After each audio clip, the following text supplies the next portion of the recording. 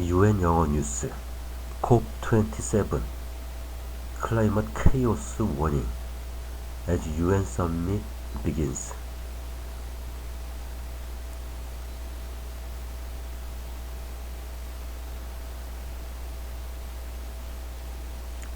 The UN's Climate Change Summit has opened in Egypt with a warning that our planet is sending a distress signal. Secretary General Antonio Guterres was responding to a UN report released on Sunday, saying the past 8 years were on track to be the warmest on record. More than 120 world leaders are due to arrive at the summit, known as COP27, in the Red Sea resort of Sharm el-Sheikh.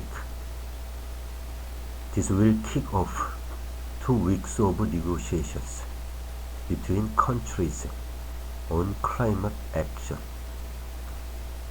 COP27 President, Egyptian Foreign Minister Sameh Shoukry, urged leaders to not let food and energy crisis related to Russia's invasion of Ukraine get in the way of action on climate change.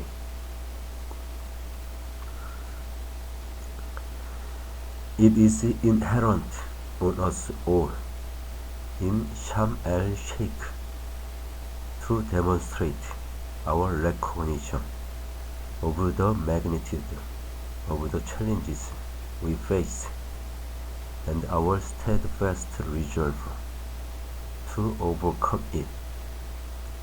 The need for action was laid bare in the latest report from the UN's World Meteorological Organization.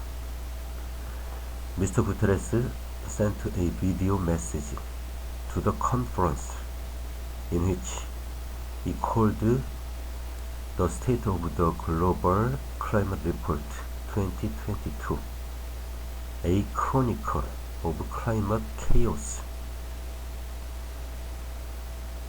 In it, scientists estimate that global temperatures have now risen by 1.15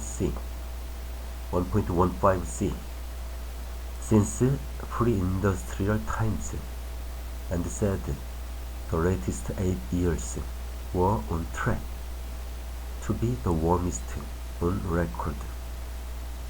The report also warned of the other wide-ranging impacts of climate change, including the escalation of sea level rise, record glacier mass losses, and record-breaking heat waves. Mr. Guterres said that in light of these findings, COP27 must be the place for urgent and credible climate action. COP27 will really begin in earnest on Monday with the World Leaders Summit, when heads of state and government leaders deliver 5-minute addresses outlining what they want from the meeting. UK Prime Minister Rishi Sunak is expected to urge world leaders to move further and faster in transitioning to renewable energy. He will also tell leaders not to backslide on commitments made at last year's COP26 summit in Glasgow. World leaders will speak on Monday and Tuesday, and once they depart, conference delegates get down to the business of negotiation. At last year's summit in Glasgow, a number of pledges were agreed to phase down the use of coal, one of the most polluting fossil fuels, to stop deforestation by 2030, to cut methane emissions by 30% by 2030, to submit new climate action plans to the UN.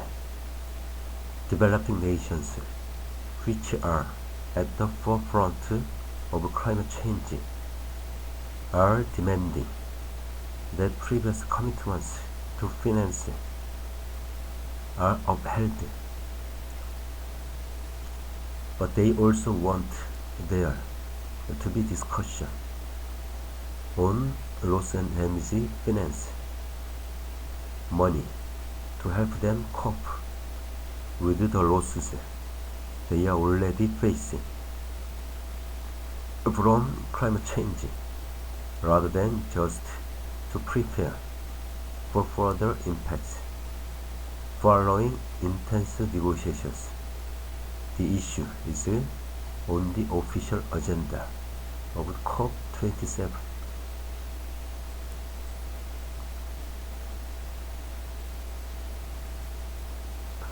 As well as all the formal negotiations,